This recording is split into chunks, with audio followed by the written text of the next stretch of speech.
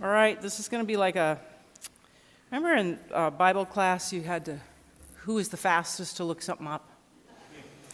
Who can find Psalm 121 in your Book of Common Prayer? Fastest. Because you're going to need it.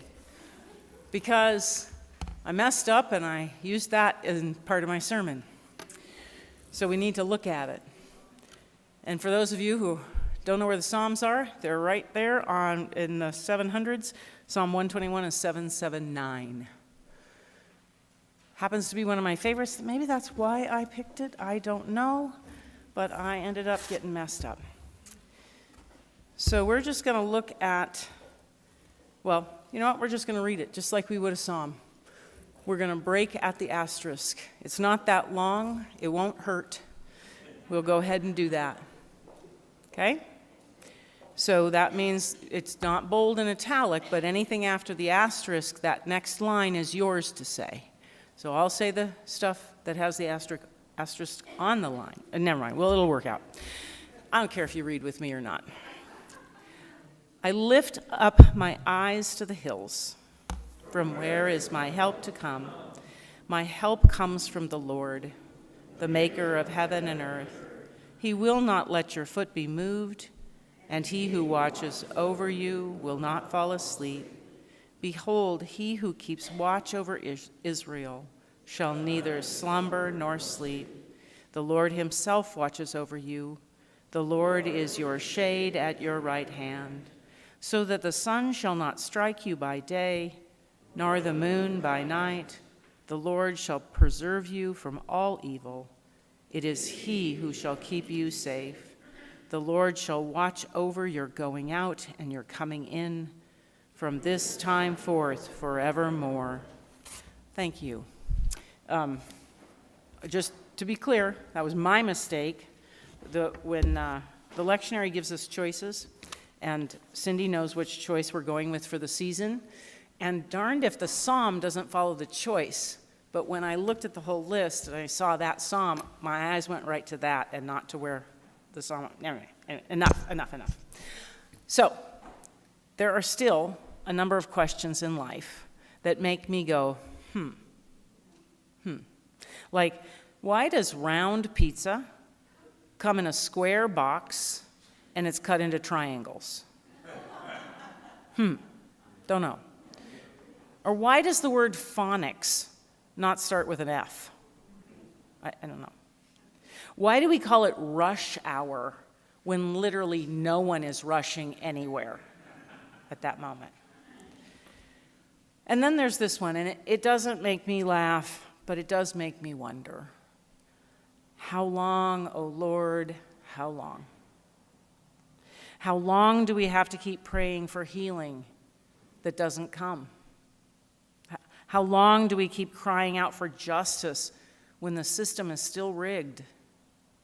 How long do we keep asking God to intervene when it feels like all we get back is silence?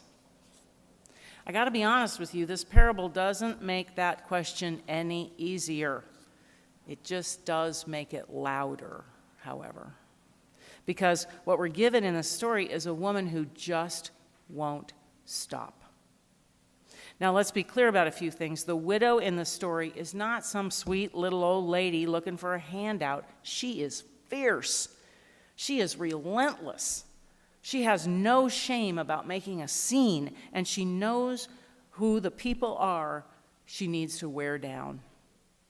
The judge finally says to himself, okay, I'm not afraid of God, and I'm not care about people, but I am going to grant her justice just to get her out of my hair before she gives me a black eye. Jesus gives us zero information about what injustice this widow is suffering. And that's an interesting choice on his part. We're left to imagine.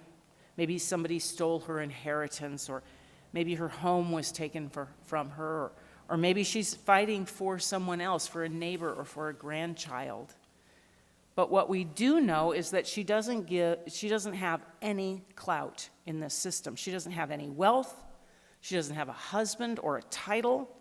In her culture, she is the quintessential least of these. And yet, she keeps showing up in the place where power lives, and she keeps demanding justice. It's into this noisy, persistent scene that our psalm, the one we just read, whispers, I lift up my eyes to the hills. From where is my help to come? My help comes from the Lord who made heaven and earth. This psalm has always been a favorite at funerals and hospital bedsides, moments when people are crying out, when their knees are worn and their voices are hoarse. And it's no coincidence that the widow in the parable would have known this psalm. And if I were a betting woman, I would say she sang that psalm to herself on the way to court every day as a way to remind herself who had her back. You see, her help wasn't going to come from that judge, and she knew it. Her help was going to come from a God who, as the psalm says, will not slumber and will not sleep. A God who doesn't need to be nagged, doesn't need to be nudged awake. A God who is watching over our lives day and night. Jesus asks, will not God grant justice to his chosen ones who cry out to him? Now, chosen, not chosen one. Look at that, chosen ones. Plural, communal, mutual, collective, all of us. Jesus is painting a picture of a people who refuse to give up, a people who have been crying out for generations, a people who, like the widow, don't have much power on paper, but who hold the truth and the fire of God in their bones. The widow is every grandmother who has ever prayed for her children and grandchildren through poverty or addiction or war or loss. The widow is every congregation who gathered in a church basement and then marched out together to right some wrong, to challenge injustice in the world. The widow is every community that has been crying out for decades and still believe God hears them. I wonder if we here may have lost a little bit of that edge. We talk about prayer, and we should, as comfort and as conversation with God, as communion with the holy, as something very private and quiet and lovely, and it should be. But we don't always talk about prayer as disruption. The widow didn't play by the rules. She didn't wait her turn. She didn't respect the bureaucracy. She didn't just sit around and hope that things would be put right for her. She just kept showing up, raising her voice, and demanding that something change. And Jesus says, look at her. That is faith. Now, if I were sitting in your pews this morning, and some of you probably have already thought this, I might ask, well, that's all good and fine. I have been crying out, and nothing's changed. What's up with that? I've prayed for healing that hasn't come. I've prayed for justice that's never arrived. I've gone to the judge, and the judge doesn't even bother to open the door. And you're not wrong. Jesus is clear, however, God will grant justice, but he's also honest about the timing. He says the widow cried out day and night.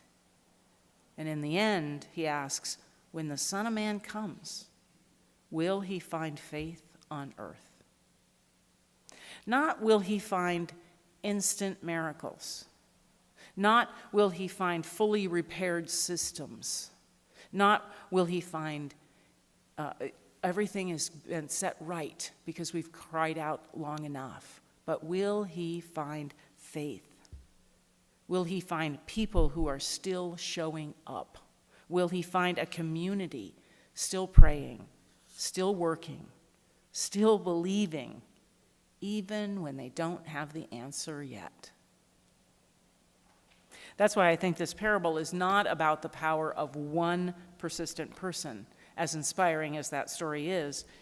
It's about the witness of a people who won't let the dream of God's justice die. A people who stay in the struggle. A people who hold each other up even when someone's faith falters. A people who sing together, who cry together, who keep knocking on heaven's door together.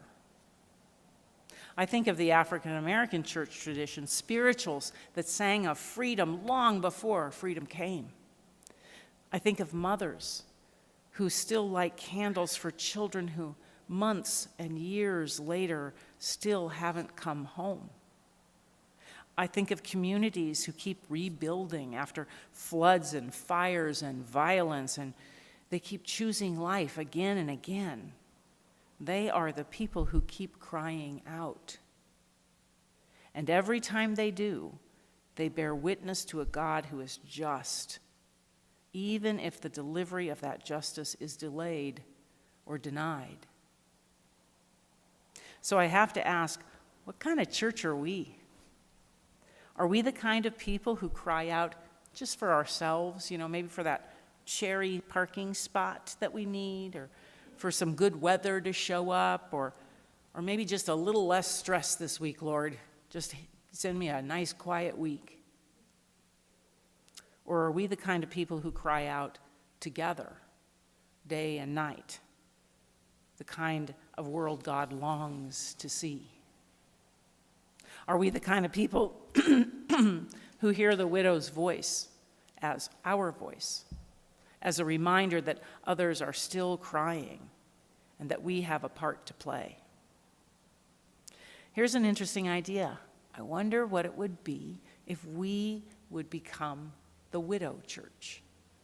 A church that doesn't settle. A church that prays not just quietly, but loudly. A church that rattles the systems that harm and that confronts injustice with courage and that prays not to escape this world, but to change it. Because here's the thing, the widow doesn't win her case because she's polite. She wins because she refuses to leave. She stays present. She holds power accountable. She shows up again and again and again until justice is done. And Jesus says that is what faith looks like. When Jesus asks, when the Son of Man comes, will he find faith on earth? I don't think he's wondering whether we'll still be saying our prayers.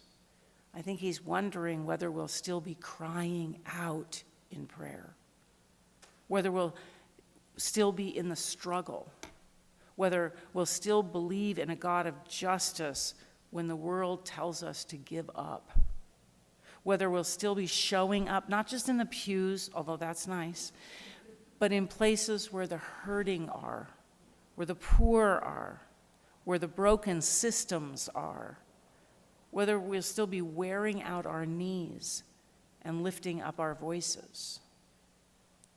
And when you're tempted to give up, when your prayer feels like it's going nowhere, bring that psalm back to mind.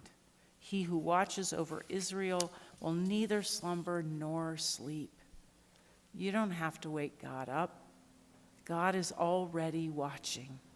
God is already moving, and God is waiting for us to join in that work. May we be the people who lift up our eyes, who keep crying out.